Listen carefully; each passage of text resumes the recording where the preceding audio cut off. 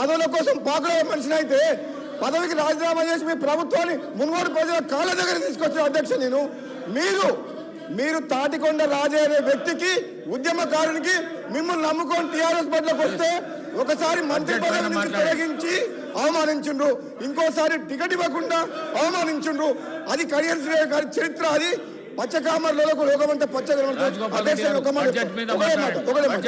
అధ్యక్ష మా ముఖ్యమంత్రి గారు మా గవర్నమెంట్ కాంగ్రెస్ పార్టీ 100 సార్లు చెప్పిన అధ్యక్ష, 100 సార్లు ఏమని ఈ 6 గ్యారెంటీల పథకాలు హామీలు విడతల వారీగా మేము అమలు చేస్తాము అని చెప్పినాం. అమలు చేస్తాము అని చెప్పి మా గవర్నమెంట్ కమిట్మెంట్ తోటి ఉన్నది. ఆల్రెడీ కొన్ని కమిట్మెంట్ ఫుల్ఫిల్ చేసింది. మీరు ప్రతిసారి అసెంబ్లీలో కానీ బయట కానీ అబద్ధాలు ఆడినరు. మీరు ఎప్పుడు చేస్తారు అని అన్నారు. మేము వచ్చి 2 నెలలు అయింది. మీరు 10 ఏళ్ల పాటు డబుల్ బెడ్రూమ్ ఇల్లు కట్టిస్తున్నారు, నిరుద్యోగ వృత్తి ఇస్తున్నారు, 3 ఎకరాల స్థలం ఇస్తామన్నారు, ₹1,00,000 రుణమాఫీ చేస్తామని చెప్పి 5 ఏళ్ల కింద 2018లో ఎన్నేళ్ళకి చేసింది అధ్యక్ష? వీళ్ళు ఇచ్చిన హామీల విషయంలో ఏమో వీళ్ళు గతంలో 10 ఏళ్లు పరిపాలించి ఒక్క హామీ నెరవేర్చలేదు. మాకు 2 నెలలు సమయం కాలేదు. మా ముఖ్యమంత్రి గారు కాంగ్రెస్ పార్టీ ఆహర్నిశలు కష్టపడి మీరు చేసిన తెలంగాణ ఆగమైన తెలంగాణని గాడిలో పెడతామని చెప్పి మా కాంగ్రెస్ పార్టీ ప్రభుత్వం కృతనిశ్చయంతో ఉంది. మీకెందుకు కడుపులమంట అంటే మేము చేయొద్దా? మీకు అవకాశం ఇచ్చారు 2 సార్లు, మీకు 2 సార్లు అవకాశం ఇచ్చారు. 10 ఏళ్ళు పరిపాలించారు.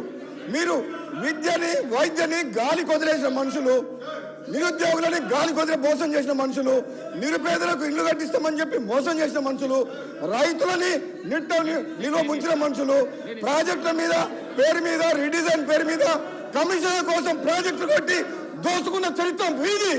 మా ప్రభుత్వం తెలంగాణ ఇచ్చిన పార్టీ ఇది. కాంగ్రెస్ పార్టీ ఆనాడు హైదరాబాద్ తో కూడిన తెలంగాణ ఎందుకు ఇచ్చింది అధ్యక్ష? వీళ్ళు అప్లై చేసిపోయిండ్రు. నిజంగా చెప్పాలంటే ఇది మిగులు బడ్జెట్ తోటి ఉన్న రాష్ట్రం. మనమే ఒక 10 రాష్ట్రాలకు అప్పిచ్చే పరిస్థితిలో ఉండే అటువంటి రాష్ట్రాన్ని అప్పుల పాలు చేసిన పోయిన గణిత చరిత్ర వీళ్ళది. మనకు అప్పులు ఎందుకు చేయాలి చరిత్ర? మనకు హైదరాబాద్ నగరం ఉంది, బోలెడంత ఆదాయం వస్తుంది. ఈ ఆదాయంతో తెలంగాణను అభివృద్ధి చేసుకోవచ్చు. వీళ్ళు స్వార్థం కోసం అప్పులు చేసి తెలంగాణ రాష్ట్రాన్ని అప్పులు చేసింది. మళ్ళా మాకు ఈరోజు ఏమంటున్నారు? మీరు ఎట్లా చేస్తారో అంటారు, మేము ఇచ్చిన హామీలు ఎట్లా చేస్తారో అంటారు. మేము చేస్తాం, మేము నిరూపిస్తాం, ప్రజలకు ఇచ్చిన మాట నెరవేరుస్తాం. వీళ్ళు తట్టుకోలేరు అధ్యక్ష, వీళ్ళు తట్టుకోలేరు. మమ్మల్ని తట్టుకునే శక్తి వీళ్ళకి లేదు. దమ్ముంటే కేసీఆర్ని హౌస్లోకి రమ్మని చెప్పారు. దమ్ముంటే మేము నిరూపిస్తాం. మా ముఖ్యమంత్రి గారు చెప్పిండు, ఇప్పుడు మీ నాయకుడిని రమ్మని చెప్పండి అని చెప్పి ముఖ్యమంత్రి గారు నిన్న చెప్పిండు, ఈ రోజు కూడా చెప్పిండు. ఆ దమ్ము లేదు, పారిపోతున్నారు. బయట పోయి మాట్లాడతారు, హౌస్లో మాత్రం చర్చ లేరు. ఈ రోజు మా ముఖ్యమంత్రి గారి నాయకత్వంలో ఈ రోజు మేము అందరం కూడా కమిట్మెంట్ తోటి పనిచేస్తున్నాం. ఒక శ్వేతపత్రం ఆర్థిక పరిస్థితి మీద శ్వేతపత్రం ఇచ్చినాం. కృష్ణా వాటర్ దోపిడీ మీద చర్చ చేసి ప్రజెంటేషన్ ఇచ్చినాం. గోదావరిలో మోసం జరుగుతుంది, మేడిగడ్డకు ముఖ్యమంత్రి గారి నాయకత్వంలో అందరం పోయి చూసి వచ్చినాం. అది జీర్ణించుకోలేక ఇవన్నీ వాళ్ళు చేసే తప్పుల్ని ప్రజలకు తేట తెలంగా కళ్ళ కద్దేటట్టు చూపిస్తున్నాం. కాబట్టి అది తట్టుకోలేక ఈ విధంగా మాకు వ్యక్తిగతంగా విమర్శలు చేస్తున్నారు అధ్యక్ష. నేను ఈరోజు చెప్తున్నా, మళ్ళీ వీళ్ళ ఆటలు సాగవు. ఏనాడైతే బీఆర్ఎస్ మార్చిండ్రో అప్పుడే వాళ్ళ పని అయిపోయింది. వాళ్ళు బతుకుతెరువు కోసం, అధికారం కోసం, స్వార్థం కోసం పనిచేసే వ్యక్తులు.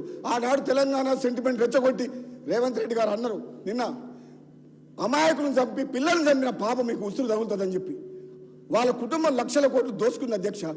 ఆ పాపం ఎవరో త్యాగం చేస్తే త్యాగాల పునాదం మీద ఏర్పడ్డ తెలంగాణలో ఒక కుటుంబం బాగుపడి లక్షల కోట్లు దోసుకున్న చరిత్ర వాళ్ళది. అది తెలంగాణ ప్రజలు 2 సార్లు తప్పు చేసినామని గమనించి ఈరోజు గ్రహించి మళ్ళీ తెలంగాణ ఇచ్చిన కాంగ్రెస్ పార్టీకి పట్టం కట్టిన అధ్యక్ష. ఇది పేదల ప్రభుత్వం, పేదల రాజ్యం, పేదల కోసం పనిచేస్తుంది.